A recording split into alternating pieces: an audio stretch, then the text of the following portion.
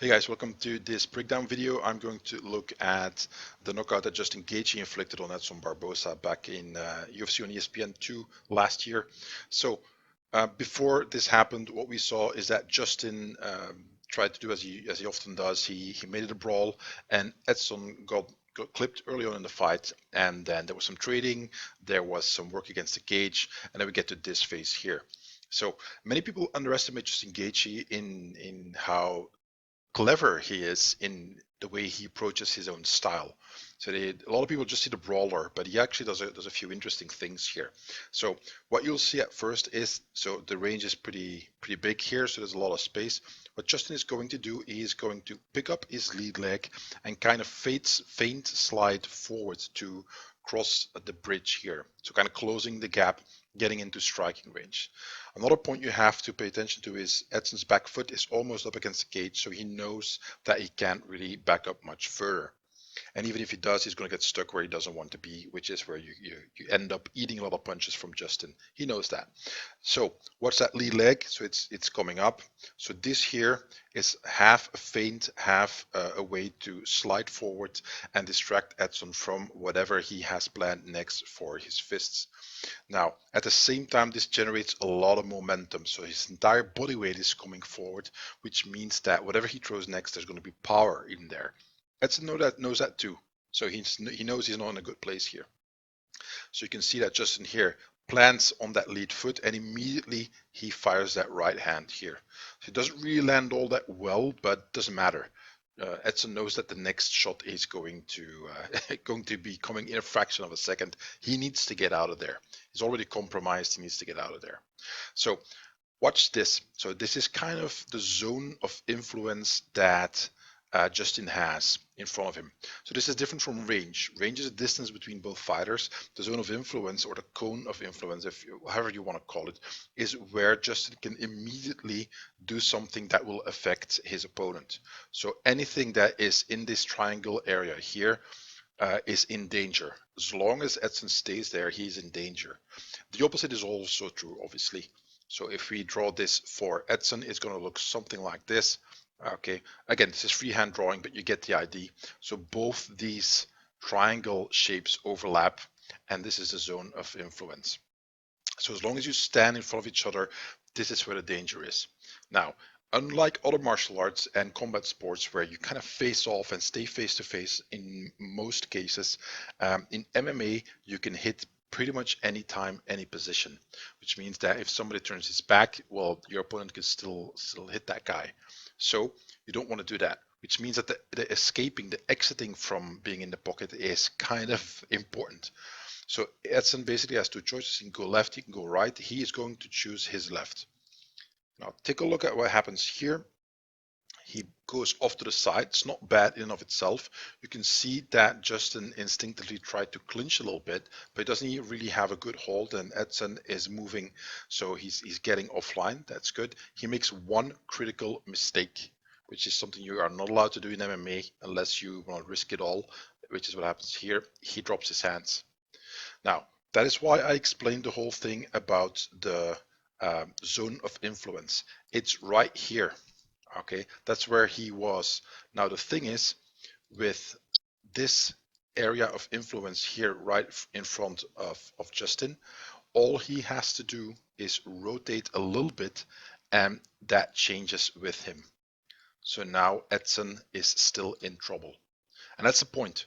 Just because you go out of range as you move through his zone of influence doesn't mean you're safe. Many fighters are too much worried with what's right in front of them, and that's all they think about. And they think that once they get here, they're safe. You're not. All your opponent has to do is rotate a little bit, and he can still get you. So if you drop your guard there, that's where you're vulnerable. And this is what happens with Edson here. He's going to eat that big right hand. Again, watch his hands. They're nowhere near his face. So he eats that and he gets knocked out. So that's the crux of the argument here. It's a small mistake that Edson pays dearly for. So once again, take a look here. He's up against the cage. He's trying to get out of there. He's in a bad position. And Justin here is going to react immediately.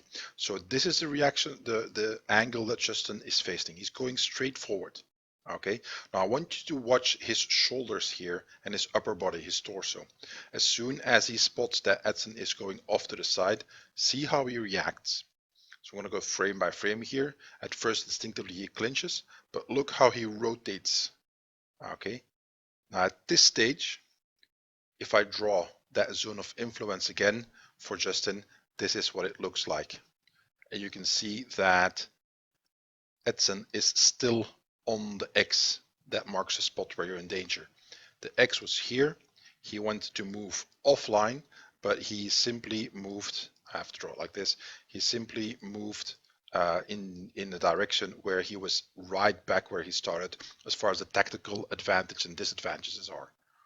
So that is the crux of the argument, is that it's a small mistake, and if he had put his arms up to protect his face a little bit more, maybe he wouldn't have been knocked out. Sure as hell wouldn't have been fun to eat that big right hand from Justin, but there was a chance he would have recovered from that. So again, here, arms, look at the arms going wide open. Now I want you to watch the next part. So Edson is looking straight at his opponent. So see what happens to his chin as that hook comes in. So it clips him, boom. Look at the rotation here. So from going straight forward, he is hit 90 degrees to the side. So the rotation effect that you can create as you hit somebody in the face correctly with this kind of technique, that's what knocks people out, because that's going to jar the brain. I'm oversimplifying, but you get the point. That's what's going to cause a knockout. So even if this long hook here isn't the most powerful punch that Justin ever threw, Edson's actually helping him, because the punch is going this way and Edson is going that way. So there's this crossing effect. So there's a shearing effect that happens where it's kind of like a frontal collision, so that the fist is traveling in a direction and Edson's chin is traveling in the opposing direction. So then the punch doesn't really have to be all that hard. Edson going in the opposite direction is what adds to the effect and creates the knockout. And then again, you see he goes down, and that's pretty much it. So, and he jumps, Justin jumps on top, but that's just, I mean, the fight was over. So I'm going to see if we can get here at the end one more. So you can notice that little leg movement, that left leg. Notice how it comes up. So it's that small little tweak, and then immediately he plants and throws that right hand. So that is the hallmark of a smart fighter, not just a brawler. Is that, yeah, sure, he can step forward, but he's going to try to do it in a smart way. I've seen over time, over the years, Justin getting a little bit more crafty with his brawling style, and not just standing and trading all the time, which is what he used to do a lot more, but just countering more and picking his shots, picking his moments, and just doing these little tweaks that make him so much more dangerous. So it's going to be a lot of fun to watch him fight Tony Ferguson this weekend. So once again, notice he steps in, plants, and then throws. And again, remember, this is a key point, the zone of influence. Oh, I needed another one. So the zone of influence is what matters just as much as the distance that you have between both fighters and the orientation, meaning where is he? Just because you are standing off to the side somebody doesn't mean you're safe.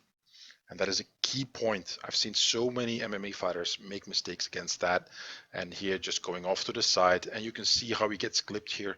Notice again with just how small the change is. Justin is here at the end of his right hand that he throws here. Look at how his body just has to move a little bit of a movement with the right foot. So a small step off to the side, and then he rotates his body, just instinctively following Edson, and then he just quickly throws that right hand, kind of leaping into it. And again, notice the sheer torque here that is in that punch, because Edson is moving away from it. That kind of leaves him wide open, and it gets crossed here, and he's out. Okay. So that's it, guys. I hope you enjoyed this breakdown. Lots more to come. I'm back in action. Lots of stuff going on with this pandemic, and it was kind of difficult to get stuff done. Had to focus on other things. As always, like, share, subscribe. Go to my Facebook page. There's a bunch of stuff there. And looking forward to the fights tonight with the UFC, and I hope you guys will enjoy that as well. And I'll see if there are knockouts that I can do some more breakdowns. Okay, that's it. Take care.